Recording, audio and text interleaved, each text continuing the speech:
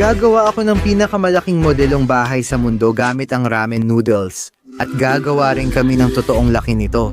Dahil una sa lahat, mahal ko ang ramen noodles. Ito ang paborito kong pagkain simula pa nung bata ako. At isa pa, sobrang mahal na ng real estate. Ang taas ng presyo, halos walang nakakabili ng bahay ngayon. Pero sa diagram na ito, makikita na abot kaya ang ramen noodles. Bakit pa magbabayad ng mahal kung pwede namang mura? At pangatlo, ang ramen ang pinakamatibay na bagay na kilala ng tao. Sigurado akong marami ka nang nakita na gumagamit ng ramen para ayusin ang mga bagay. At sa puntong ito, nagsisimula na akong maniwala na gawa sa ramen ang Nokia phone. Pero ang totoong tanong, gagana nga ba talaga ito? Ayos ako dito sa side ko. Grabe. Para simulan ito, kailangan natin ng maraming ramen noodles. Kailangan natin ng mas marami pa kaysa dito. Kaya nagpunta ako sa computer ko para maghanap ng pinakamabisang paraan umorder ng maraming ramen. 1,880 ramen packs. Sa tingin ko, sapat na. Naisip ko lang, may mga 15 akong malalaking kahon na ganito. Kung pwede mong ilagay sa porch, ayos na yon. Sige tol, gusto ko lang malaman kung saan nyo gustong ilagay ang lahat. Maraming salamat. Walang anuman, maganda ang araw mo. Sa tingin ko, sapat na ito. Panahon ng simulan ang pagplano kung paano ito maisasakatuparan. May naisip akong ilang ideya kung saan lulutuin namin ang ramen, pipisain ito sa isang hulmahan, tapos hihintayin matuyo. Pero sobrang tagal nun. Naisip ko na lang dikitan ng ramen at mukhang gumana. Kaya gusto ko ng pandikit na hindi halata. Gusto ko sana na malinaw siya, pero gusto ko rin na dumikit lahat. Nag-eksperimento ako para malaman kung anong pandikit ang pinaka-epektibo. Sinubukan ko yung pandikit sa kahoy, sinubukan ko rin yung caulk, yung malinaw na caulk. Sa totoo, itong great stuff talaga ang pinaka-epektibo. Oh, yan talaga ang tawag dito, great stuff. Ginagamit ito para punan ng bitak at puwang at bumubula. Maganda rin ang epekto nito. Sinubukan ko muna ilang beses para siguradong dumikit ang material.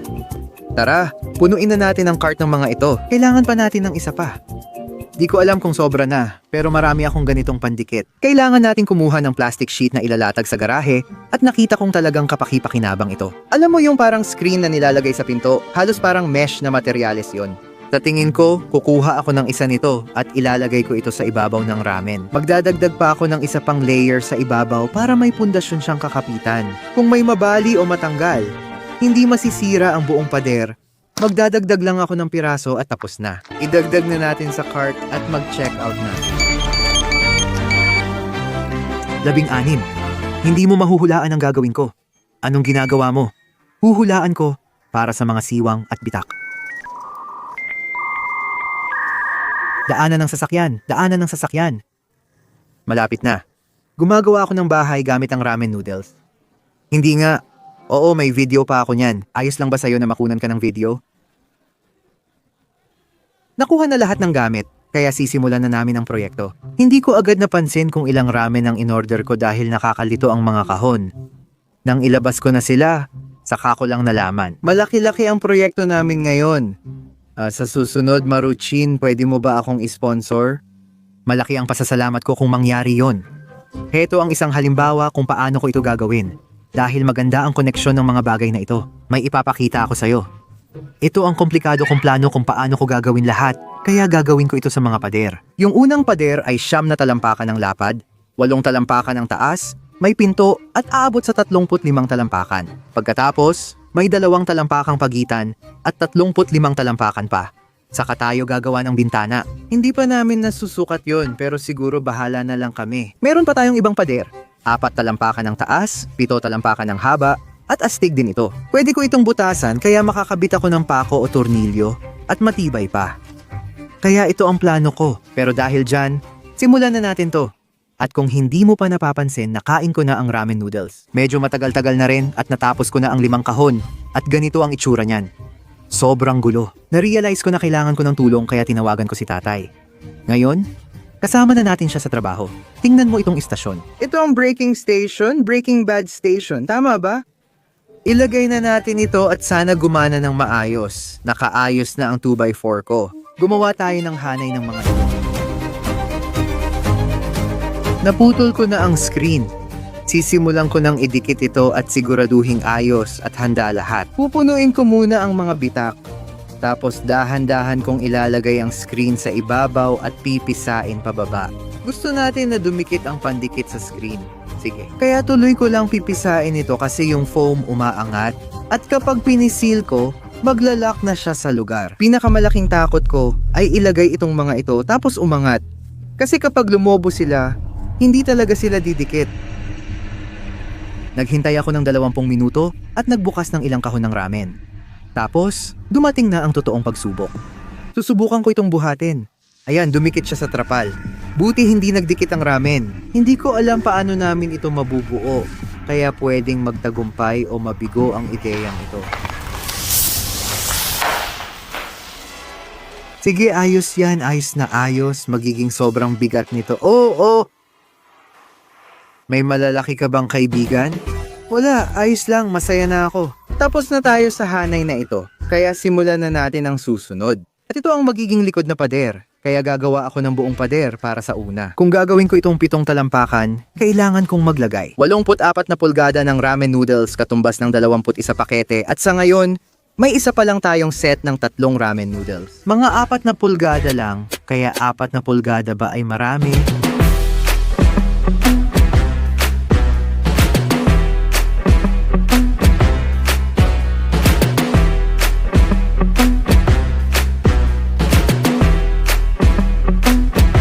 Ayos lang, medyo matagal na rin at gabi na. 7:30 na. Alam mo, medyo masaya ako sa mga natapos natin ngayon. Halos natapos ko na yung isang buong poste doon at kalahati ng isa sa mga pader.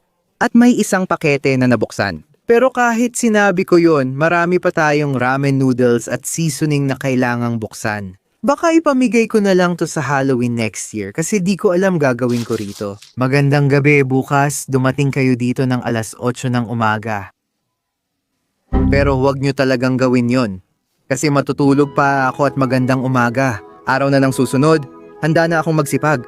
Malapit ko nang matapos ang unang post at medyo excited ako tungkol dito. Parang pinagtagpi-tagpi lang dito at doon pero tingnan mo naman, gumagana naman to ng maayos. Nakakabit na siya, matibay. Sa ngayon, dito muna ako magtatrabaho sa post at itutuloy ko ang paggawa ng pader habang tumatagal. Magandang umaga, simulan na natin ang araw at magtrabaho na tayo. Napansin ko na hindi paggawa ng bahay ang pinaka-nakakainip na parte ng hamon na ito. Pinaka-nakakainip ang pagbubukas ng 2,880 noodles kaya isinama ko ang asawa ko para tumulong. Medyo mahirap kasi umuulan nitong 3 araw kaya hindi namin magawa sa labas. Kaya nandito ako sa garahe na tila ito ang kalaban ko. Ang video na ito ay tungkol sa ulan. Tubig plus ramen noodles, sopas na. Magandang umaga, 3 araw na ngayon. Tapos na ang pader na to. Natatakot akong buhatin, kaya tatawagan ko si Pops kung matutulungan niya ako. Pero habang paakyat pa siya dito, sisimulan ko na yung 2 pang pader. At ngayon, may una na akong problema. Wala akong sapat na screen para matakpan ng 7 o 8 talampakan. At nauubusan na rin kami ng pandikit. Kailangan kong pumunta sa Home Depot, kaya bibilisan ko lang ang punta ko doon. At ito mismo ang dahilan kung bakit hindi natin pwedeng gawin ito sa labas. Umuulan, pero nasa Home Depot na kami. Kukuha tayo ng pandikit. Baka 2 kahon na lang kunin ko. 48 by 25 kukunin na natin. Malakas ang ulan, nasa bahay na tayo. Nakuha ko na ang pandikit at mga sheet. Ayusin na natin to. Kasama ko si Pops at susubukan naming buhatin ang pader na to nang magkasama para hindi mabasag. Sige, simulan na natin. Ayos na, tayo na ang pader. Test run lang ito para makita kung gaano kataas ang pader. Grabe, ang laki nito. Kapag pinagdikit na natin ang 2 pader na to, sa tingin ko mananatili na itong matibay kasi ngayon parang gusto pa nitong yumuko. Kung magdadagdag tayo ng 2 pader at gagawing tatsulok ito, tapos ikakabit sa poste gamit pa isang pader, matibay na ito. Masaya na ako dito, ayos na. Sa ngayon, sa tingin ko gagawin ko na ang bintana. 2 lang ang ilalagay kong bintana tapos magkakaroon ako ng pinto. Sa tingin ko, uunahin ko munang gawin ang layout ng bintana. Tapos maglalagay ako ng ilan na puputulin ko rin pagkatapos. Para pag inangat natin to, hindi siya magkahiwa-hiwalay at ganyan dapat itsura. Medyo nauubusan na kami ng espasyo sa garahe ngayon. Baka kailangan kong buhatin ng isa at sandalin sa pader. Pero hihintayin ko munang matuyo. Siguro bukas ko pa magagawa yon. At dahil dyan, magkita tayo bukas at magandang umaga. Oras na para tapusin to. Nandito na si Pops. Ang gagawin na lang namin ay susubukan naming ipatong ang mga to sa ibabaw ng isa pa. Imbes na itayo pa siya sa pader. Sa tingin ko, Yun na ang pinakamagandang opsyon. Sige, ngayon oras na para gawin ang huling bahagi ng prosesong ito, na siya namang pintuan. O sige, pintuan na. Hindi naman talaga tayo gagawa ng pintuan. Habang tinatapos ko ang bahay na to, napaisip ako kung saan ko susubukan gawin ito. At para sa huling piraso ng palaisipan, ayan na. Malaki ang nagawa ko nang matapos ko ito. Pero gusto ko pa rin gawin ito sa mas astig na lugar dahil hindi gaanong maganda kung sa bakuran lang. Shoutout sa mga magulang ng asawa ko. Malaki lupa nila at gusto ko itong dalhin doon. Ang problema lang ay kung paano ilipat lahat. Mahirap yon, pero kaya ng U-Haul trucks. Sige, gagawin na natin ang pinakamahirap sa challenge na to. Buhatin ito ng hindi nababasag. Ganito kasi, kailangan nating ilayo ito. Oh. Sige, mukhang okay. Pwede ko bang gamitin lente mo pang buhat? Oh. Tara na. Ang laki nun. Handa ka na? 3? Oo, ganyan talaga ang buhay mga pare. Malapit ka nang huminto, kumuha ka na.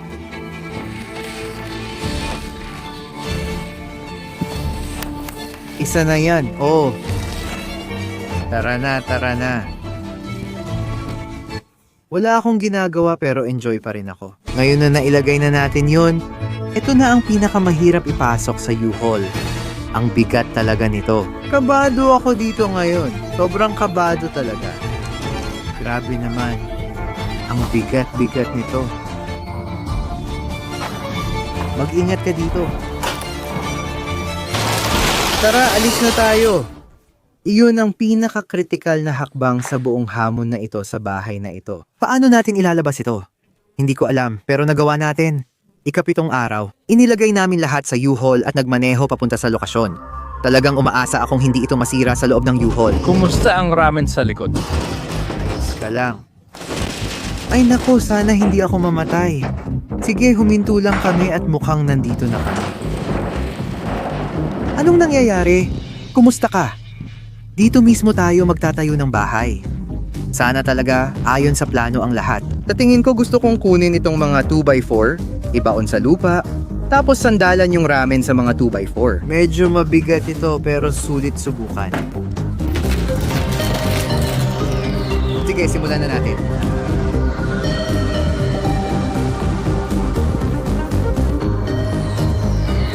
Okay, hingal na ako pero nailagay na natin lahat ng 4 na pader. Ang astig nito. Una, kailangan nating maghukay ng ilang butas ngayon. May masama akong balita. Plano naming gupitin ang screen at itali ang ramen sa paligid ng 2x4. Pero nakalimutan kong nasa bahay ako. Alam mo, ayos lang. Sana manatiling nakatayo ang mga pader kahit walang zip ties. Dahil kung hindi, maaapektuhan ng proyekto. Lagi nagtatanong si Connor kung bakit lagi akong nagagalit sa kanya. Parang paulit-ulit na problema na ito. Connor, siguraduhin mong dala mo to, siguraduhin mong dala mo yan. At alam kong hindi mo to isasama sa video. Isasama mo ba? Hindi siya nagkakamali. Sige, pupunta kami ngayon sa machine shed ng biyenan kong lalaki para subukan ipulupot ang wire niya. Ang kadalawang beses, 4, lahat kami ay nakasakay sa U-Haul ngayon. Parang ito yung tatay ko, biyenan ko, at tatay. Parang ang gulo, o mas parang Three Stooges ito. Para talagang isa ito sa mga TikTok o kung anuman. Kapag yung piraso na yon na 9 na taon ng hawak ng tatay ko, tapos nakuha na rin niya sa wakas, dapat talaga gumana na yon. Marami tayo niyan. At ayun, panahon na para magsimulang maghukay ng mga butas.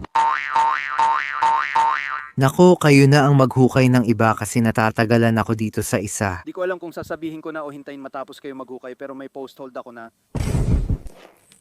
kakailanganin mo ng mas maraming support. Kaya 3 poste pa lang ang nagawa natin ngayon. Iniisip namin na baka kailangan naming maglagay ng kahoy sa ilalim kasi hindi talaga matibay ang mga ito. At naghukay ako ng malalaking butas dito.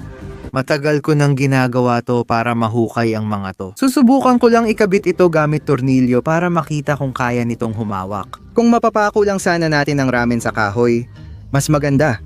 May dala akong drywall screw at drill, pero patay na ito. Nakalimutan kong i-charge ito kagabi. Hindi talaga ako handa at sobrang kabado.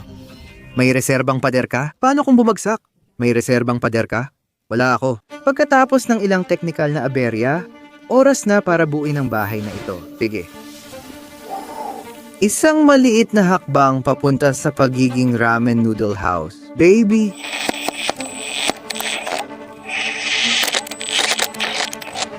Kumusta na tayo? May pader na tayo, baby. Tara na. Oh, ang saya ko. Sobrang saya ko. May mag-high five naman sa akin. Isang maliit na hakbang para sa isang malaking ramen noodle house. Kausapin mo ako, baby. Kumusta ka dyan sa side mo? Kasi marami akong dala sa side ko. Kailangan kong ilipat itong poste pa atras. Mga isang haba ng ramen noodles. Isang ramen noodle. Oh, huhukayin ko agad. Heto na, magsisimula na akong maghukay. Masarap ba ang ramen noodles para sa'yo? Tara na, baby. Oras nang magpakitang gilas. Sana gumana ito. Pangalawang pagsubok, matibay ako. Tingnan mo, baby. Pangalawa na. Kaya kaya ng malaking masamang lobo pabagsakin ito? Mag-comment kayo sa ibaba. Sige, 3, 2, 1, baby. Tara na. Ayos ako dito sa side ko. Grabe, parang bahay ng ramen noodles yan, no? Baby, andyan na, baby. Tara na, tara na. At heto na, pa-lift off na tayo, baby. Ito na ang huli at pinakahuling hakbang ng bahay. Tara na, baby. Kailangan ko na mag-drill. Tigilan mo muna ang celebration. Ayos ka na. Tara, doon tayo sa bahay na gawa sa ramen noodles. Inabot ako ng 1 linggo sa pagbubukas ng mahigit 2,880 pakete ng ramen. Baka hindi ninyo mapansin na hindi pa ito tapos. Kailangan pa nating tapusin ito. Sige, nilagay lang natin ang pader para gumanda. Kaya ayusin natin ito.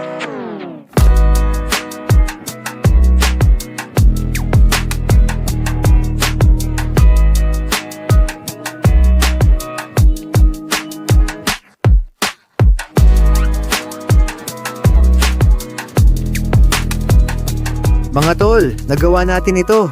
Halos 1.5 linggo ang nawala para dito. Mga tol, mahal ko pa rin ang ramen noodles. Isa ito sa paborito kong pagkain kaya ko ito ginawa. Tara, tingnan nyo to. Ipapakita ko paligid. May magagandang palumpong dito para magandang dating sa pag-welcome sa bahay ko sa ilalim. Kita nyo, may ramen noodle na bubong tayo sa taas. Mas okay siguro kung i-drone natin yan. Shoutout kay Pops na gumawa ng ramen noodle na pinto. Sakto kung gusto nating palihim pumasok dito. Oh yo, kamusta? Gagamit lang ako ng banyo sandali. Ayos lang, nakalimutan kong magpunas. Sige, ipapakita ko pa ang paligid ng bahay, tara. Yun na halos lahat. Ibig kong sabihin, yun na yun. Sa puntong ito, parang gusto ko na lang ipa-Airbnb tong bahay na to. Sige, pakinggan nyo, kayo ba ititira dito ng ilang gabi? Ako ba, titira ba ako dito? Oo, siguradong titira ako dito. Pero seryoso, walang biro. Sa tingin ko, ito na ang pinakamalaking ramen noodle house sa buong mundo. Wala pa sigurong gumawa ng ganito kalaki. Sige, i-fact check nyo ako dito. Sige, sinubukan kong kontakin ng Guinness Book of World Records pero hindi nila ako sinagot. At medyo nakakalungkot kasi feeling ko naman deserve ko yung titulo ng pinakamalaking ramen noodle house sa buong mundo. Sa bright side, pwede pa rin kainin. Okay pa rin. Baby, may konting pandikit dyan. Medyo maluwag sa loob. Heto, may magandang takip. Ayos na. May damo sa sahig, kailangan nating mag-renovate at palitan ito. Kung may heater, sleeping bag at kumot ako, kaya ko sigurong magpalipas ng gabi dito. Pero oy mga tol, dito na magtatapos ang video na to. Sana nag-enjoy kayo. Huwag kalimutang mag-subscribe at kung maaari mag-like, comment or share sa video. Sobrang ma-appreciate ko yon. Di ako madalas humingi ng like at comment pero ang tagal talaga nitong gawin. Kung gusto nyo pa ng ganito, sabihin nyo lang. Gaya ng dati, mahal ko kayo. Kita-kits sa susunod, juices.